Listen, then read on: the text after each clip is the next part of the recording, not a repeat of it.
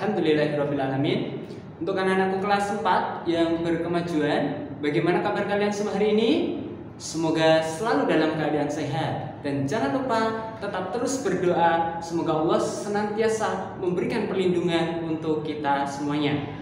Baik, untuk anak-anakku semuanya, berjumpa kembali dengan saya Ustadz Anto. Kita akan belajar kembali, yaitu mata pelajaran Al-Islam pada bab Asmaul Husna.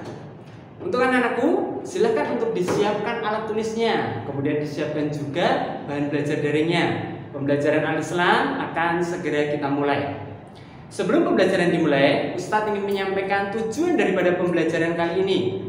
Setelah pembelajaran ini nanti diharapkan anak-anakku semuanya dapat mengetahui tentang arti beberapa Asmaul Husna yang akan kita pelajari pada kesempatan kali ini. Dan anak-anakku juga dapat menunjukkan beberapa perilaku yang mencerminkan Asmaul Husna.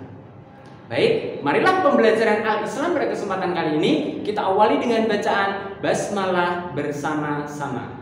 Bismillahirrahmanirrahim. Semoga dengan membaca basmalah tadi Allah Subhanahu wa taala memberikan kepada kita semuanya kemudahan dan kefahaman. Amin. Baik, untuk anak-anakku semuanya, sebelum Ustadz menyampaikan beberapa Asmaul Husna yang kita pelajari pada kesempatan kali ini, Ustadz ingin mengawalinya dengan memberikan pendahuluan tentang Asmaul Husna. Apa itu Asmaul Husna? Asmaul Husna itu artinya nama-nama Allah yang baik atau nama-nama yang baik bagi Allah Subhanahu wa taala.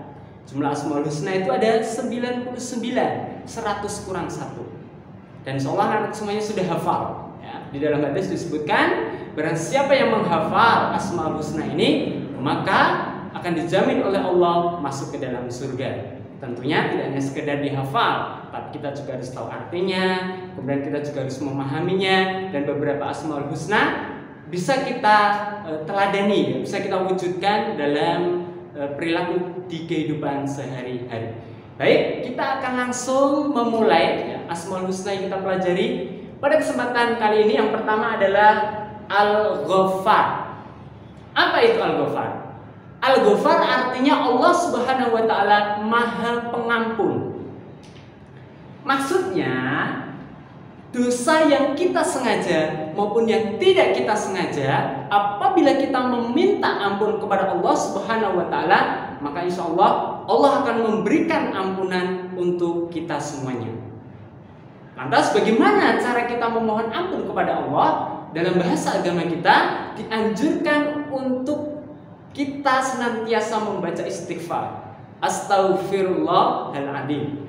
Tentu ini adalah dosa-dosa yang kecil. Jika kita khilaf mengerjakan atau melakukan dosa besar, maka imbangi dengan taubat. Taubat nasuha, taubat yang sesungguhnya, taubat yang sebenar-benarnya, taubat yang semurni-murninya. Insya Allah Allah akan memberikan ampunan kepada kita semuanya. Karena dalam salah satu firman-Nya juga disebutkan innallaha yaghfirud dzunuba jami'a.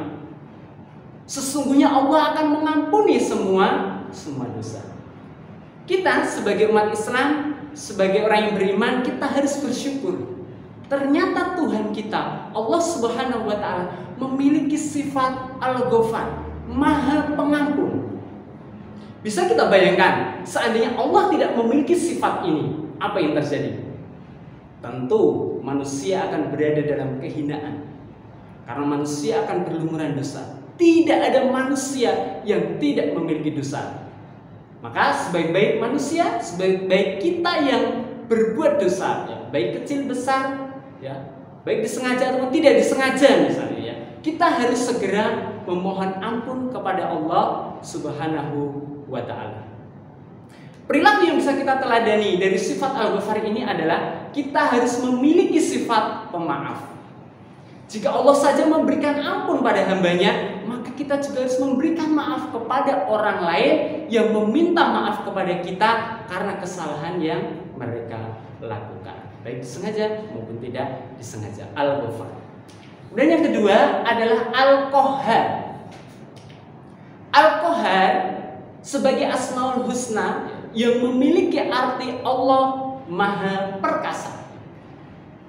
Dalam hal ini maksudnya adalah Allah Subhanahu wa Ta'ala adalah zat yang menjadi tempat berserahnya para penguasa dan zat yang mampu menaklukkan para penguasa di muka bumi ini. Zat yang mampu menundukkan seluruh hamba-hambanya. Maka dari itu dalam hal ini manusia tidak boleh bersikap sombong. Meskipun manusia diberi kekuasaan, diberi pangkat jabatan dan lain sebagainya, kita tidak boleh menggunakan semuanya itu untuk menzalimi orang lain. Kalau kita kembali kepada sejarah, bagaimana kisah Fir'aun beserta kaumnya, kaum Ad, kaum Samud, Kan'an, Alqamah, Namrud dan lain sebagainya. Mereka contoh orang yang durhaka, ingkar, kufur, sombong, bersikap dolim. Apa yang terjadi? Mereka semua binasa, diazab oleh Allah Subhanahu wa Ta'ala. Dan ini menjadikan pelajaran kepada kita semuanya. Al-Qahar. Kemudian yang ketiga adalah Ar-Razzaq. Ar-Razzaq artinya Allah Subhanahu wa Ta'ala Maha Pemberi rizki. Maksudnya adalah Allah Subhanahu wa Ta'ala adalah hakikat. Ya, ingat, hakikat sebagai pemberi rizki dengan segala karunia dan kenikmatan yang telah diberikan kepada kita semuanya. Kalau dalam salah satu firman-Nya, Allah pernah berfirman, "Wa ma min dabbatin fil ardi illa 'alallahi rizquha." Tidak ada makhluk yang bergerak atau bernyawa, binatang yang melata di bumi ini, melainkan semuanya dijamin rizkinya oleh Allah Subhanahu wa Ta'ala. Tidak hanya manusia, semua makhluk yang ada di bumi ini dijamin rizkinya oleh Allah Subhanahu wa Ta'ala. Apa yang kita nikmati, apa yang kita dapatkan, entah itu makanan, fasilitas dan sebagainya, hakikatnya, ingat, hakikatnya itu adalah pemberian dari Allah Subhanahu wa Ta'ala yang harus kita syukuri dengan menggunakan rizki itu dengan sebaik-baiknya. Ar-Razzaq. Kemudian yang terakhir adalah Al-Fattah. Apa itu Al-Fattah? Al-Fattah artinya Allah Subhanahu wa Ta'ala Maha Membuka. Maksudnya, Dialah Allah Subhanahu wa Ta'ala zat yang membukakan pintu rahmat bagi hamba-hambanya.